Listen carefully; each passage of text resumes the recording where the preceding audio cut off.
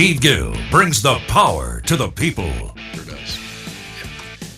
Hey, welcome back in. This is the Steve Gill Show. Glad to have you with us. Glad to have our good friend Todd Starnes. I mean, we've talked, but we haven't hung out together since New Hampshire 4 years ago. And I tell people, it's not just the political season that's bizarre in New Hampshire. You've got, Vermin Supreme, this guy that runs for president every 4 years wearing a boot on his head. You've got all the characters, all the drama of politics. It's the Super Bowl of politics.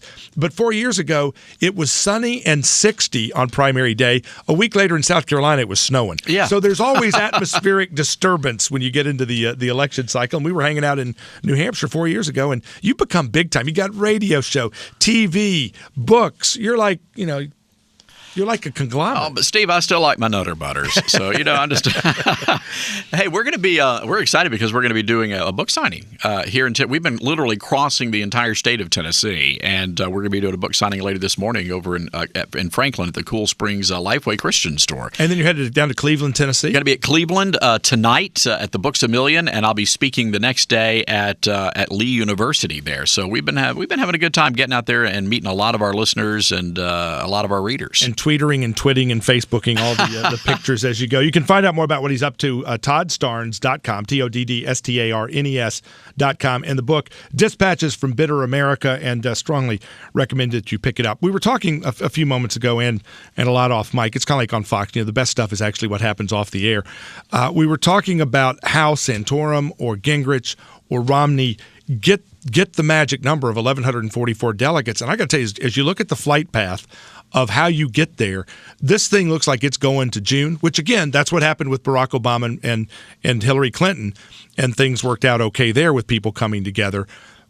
But if we get all the way there, nobody may have the 1,144. We could very easily go to a brokered convention. We really could, but there is a difference between what's happening with the Republicans and what happened with the Democrats. With the Democrats, you had two candidates who people were very passionate about. On the Republican side, this go around, you've got candidates who are not polling more than 45-50% of the vote. And when you look at the overall turnout, we're down something like 8%. So Republicans aren't coming out in droves to these primaries and to the caucuses. So I think you're absolutely right. We could see this thing go to the convention. I was talking to Sarah Palin a couple of weeks ago, and she said that she would not be surprised if somebody would jump into the race, maybe one or two people, sometime in April or May. And now they can't actually get on the ballot and get delegates, but they could say, I'm going to start going around the country campaigning. I'm running for the convention. Yeah, absolutely. And that could happen. I mean, look, Newt said something very similar. We did an interview with him, and he said, yeah, I think it's very possible that somebody could jump into the race. And who are the names that could? I mean, obviously Sarah Palin could do that. Chris Christie could do that. Certainly could. Jeb Bush? Maybe Jeb Bush. I'm not sure that he would, gin up the base. Maybe a Mitch Daniels. A lot of people want to see Mitch Daniels. He did a great job doing the Republican side of the State of the Union address. So, but I'm not sure. Again, who is it that can generate passion and really excite the base of conservatives in the party? And I'm not. And still reach out and get those independents and crossover votes. You got to do both. You have to, and you almost have to have. And if somebody on the ticket has to be from one of the swing states, either a Florida or Pennsylvania, somebody's going to have to do that to carry those states. You also look at a Marco Rubio that is kind of on everybody's short list for VP, regardless of who the nominee is. You look at Susana Martinez, governor of New Mexico, which, again, when you look at the swing states, New Mexico, Nevada, Colorado, Arizona, a swing state Hispanic woman, to me, may be as potentially viable as a Marco Rubio. Well, very good point. Look, I was in Denver a couple of days ago, and the people out there are very concerned about what's happening. And I keep hearing this from Republicans all over the country. They're very concerned about these four candidates that we've got running. They just don't think that at the end of the day they're going to be able to beat Barack Obama. Do people coalesce? I mean, you're looking at Texas, for example. These guys all beat Barack Obama in Texas by 14 points. You look state by state. Once you have mano a mano, one person versus Obama, there does seem to be a sense that people will coalesce behind the anybody but Obama. And that's the big question. Will that be enough to get people to go out and vote? And the other unknown factors out there, how will the mainstream media go after the Republican candidate? I mean, look, we've already seen an inkling of that when they decided to do the expose. Remember that, the expose on Rick Santorum's wife when she was in college, who she dated? They're examining the dating lives of potential first ladies now. They weren't concerned about the dating lives of John Edwards on the campaign trail. Oh, they weren't. They weren't concerned about the dating life of the president, Bill Clinton, in the White House. But they're concerned with who Rick Santorum's wife dated 30 years ago. And let me tell you something. It give you an idea of the attitude of the mainstream media. I was the embed reporter for our network, traveling with Obama. And I remember sitting back there one day with a bunch of the reporters that are now in the White House. And they said, we never really got to know who Barack Obama was. That was kind of disappointing that he never came back and hung out. So, we just didn't get a sense of who he, what made him tick. And because they don't care. They don't care. Their job was to get him elected. They don't care what kind of a person he is. They just wanted to get the guy elected. That was their narrative.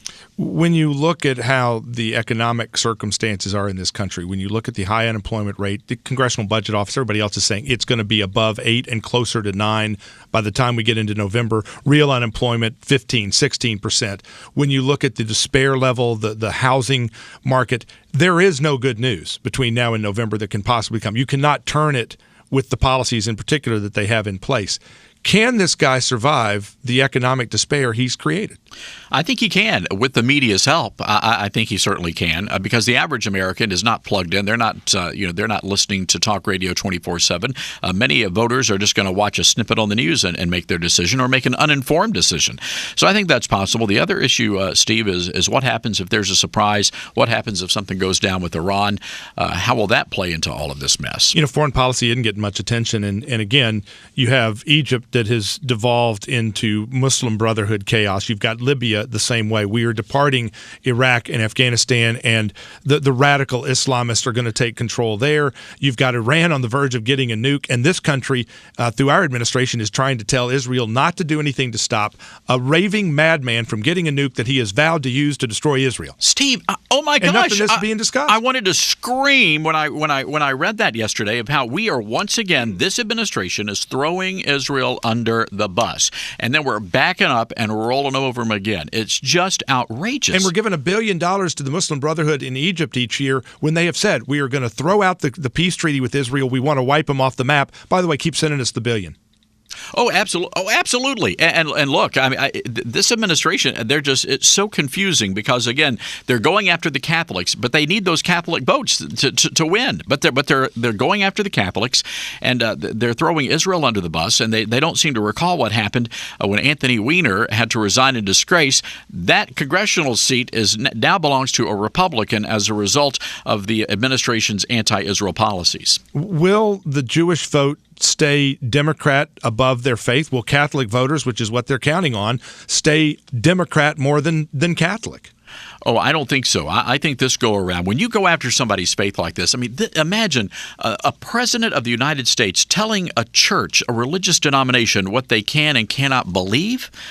What kind of a country is this? Preaching from the pulpit, this is wrong, reading letters saying get politically involved, this is wrong. That's more activism than we've seen from the Catholic bishops maybe ever. And who is the least politically active evangelical leader in the country? Rick Warren from Saddleback Church out in California, saying that he is prepared to go to jail to defend his faith. I mean, this president has mobilized evangelicals and Catholics in just an unprecedented way. And Rick Santorum's riding the wave of the perfect time that issue took hold right after he won surprise victories in Missouri, Minnesota, Colorado. It hit literally the perfect storm for him to ride a wave that's still cresting. It certainly did. And at the end of the day, if you're looking for a social conservative, somebody who's principled in that issue, then Rick Santorum's your guy.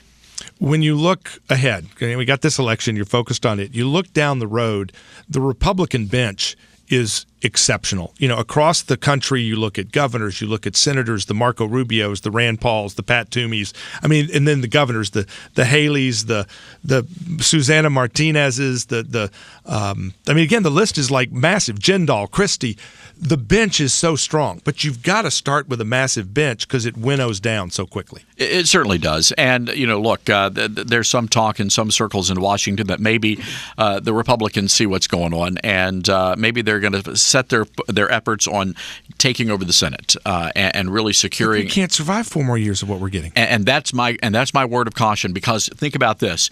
In those 4 years, Obama could possibly be able to nominate 2 more Supreme Court justices. And that's terrifying, especially when you look at the outright assault on religious liberty in this country. What could happen if we did, in fact, have a liberal court? Well, 4 years ago, we were told, well, there's no real difference in John McCain and Barack Obama. A lot of Republicans, a lot of independents said, well, there's no real difference. Elena Kagan and Sonia Sotomayor would not be on the U.S. Supreme Court. Liberals of that extremism would not be on the Supreme Court if John McCain had put people up. Would we have had the conservatives I would want or you would want? Maybe not. But we wouldn't have Sonia Sotomayor and Elena Kagan. And 2 more years, 4 more years of those kind of picks, we can't survive that, because that's decades of policy making that we put in place. Todd Starnes, always great to visit with you, my friend. Keep up the great work. The book, Dispatches from Bitter America, available at your local bookstore, on Amazon, Kindle. You can download it, and you can go read what Todd has to say each and every day at toddstarnes.com. We're back in a moment.